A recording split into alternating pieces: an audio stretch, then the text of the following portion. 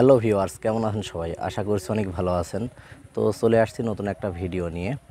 আজকে ভিডিওতে আমি এক্সপ্লেইন করব আমাদের রোহিঙ্গা বর আর হচ্ছে আমার কিছু আবাদ, যেমন পটল, তারপরে মরিচ, তো এগুলাই দেখাবো। তো এটা হচ্ছে আমাদের বর, যে বরটা আগে অনেক ভালো ছিল, কিন্তু এখন বরটা মারা গিয়েছে, দাফন হয়নি। তো আবার নতুন করে পর লাগানো হয়েছে, কিন্তু এই রোহিঙ্গা বরে শুধু খরচই হয়, খরচের টাকা তো দূরের কথা, কিছুই ওঠে না।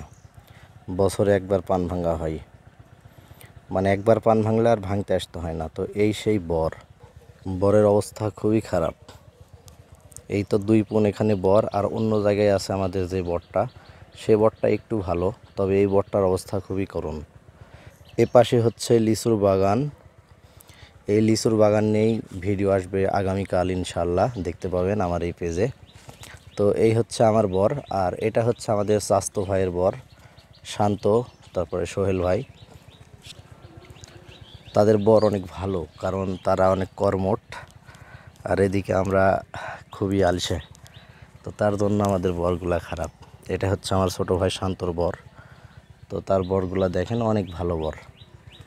আর এই পাশে হচ্ছে আমার বড় ভাই সোহেলের বর, তো তার বরটাও অনেক ভালো।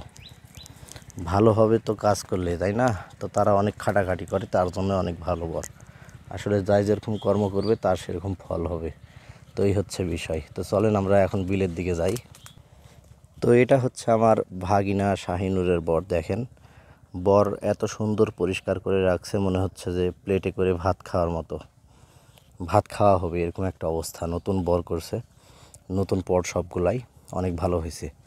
আর এদিকে তার সাবেক বর অনেক দিন থেকে আছে, ভালো বর। তো এটা হচ্ছে আমার মরিচের ভিউ। লাগানো হয়েছে 8 থেকে 9 দিন। এর ভিতরে অবশ্য এর কোনোই রেজাল্ট পাওয়া যাবে না, তবে অনেকগুলো গাছ হয়েছে এটা বোঝা যাচ্ছে। তবে গাছগুলো যে কেমন হবে এটা হচ্ছে এখন থেকে তাও 15 দিন তো লাগবেই বুঝতে। তো আশা করি পরে একটা ভিডিওতে দেখাই দিব যে মরিচের ভিউটা কেমন হয়েছে। তো মোটামুটি এখন যা আছে ভালোই। আর এ পাশে শান্তর, মানে আমাদের সবার এক জায়গাতেই ভিউ, তার জন্য সবার ক্ষেত লাগালাগি।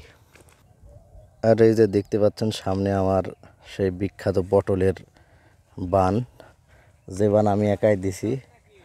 আর এদিকে হচ্ছে আশিক যাচ্ছে প্রাইভেট পড়াতে রাজশাহীতে, টিউশানি, সে মাস্টার মানুষ।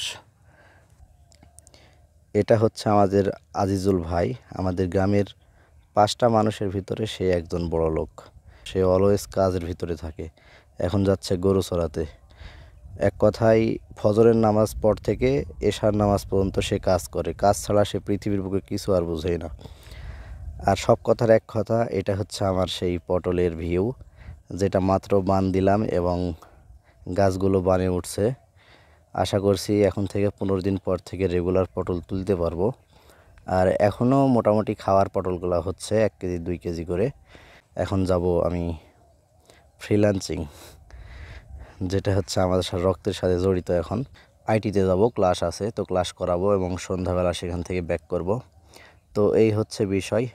তো ভিডিওটা কেমন লেগেছে অবশ্যই জানাবেন। আসলে কৃষি বিষয়ক ভিডিওগুলো আমারও ভালো লাগে, গ্রামের ভিডিও, কারণ আমরা তো গ্রামেই থাকি, আর গ্রামে যেসব করি সেসব যদি দেখাতে না পারি তাহলে আসলে ভিডিও করে সার্থকতা নাই। তো আসলে যেহেতু আমার এখন পেজে মনিটাইজেশন হয়েছে, তো 1 সেন্ট 2 সেন্ট যাই হোক না কেন প্রতিটা ভিডিও থেকে ইনকাম হচ্ছে। তো আমি চাচ্ছি যে রেগুলার ভিডিও বানাতে। তো আসলে সব টাইপের ভিডিওই থাকবে আমার পেজে।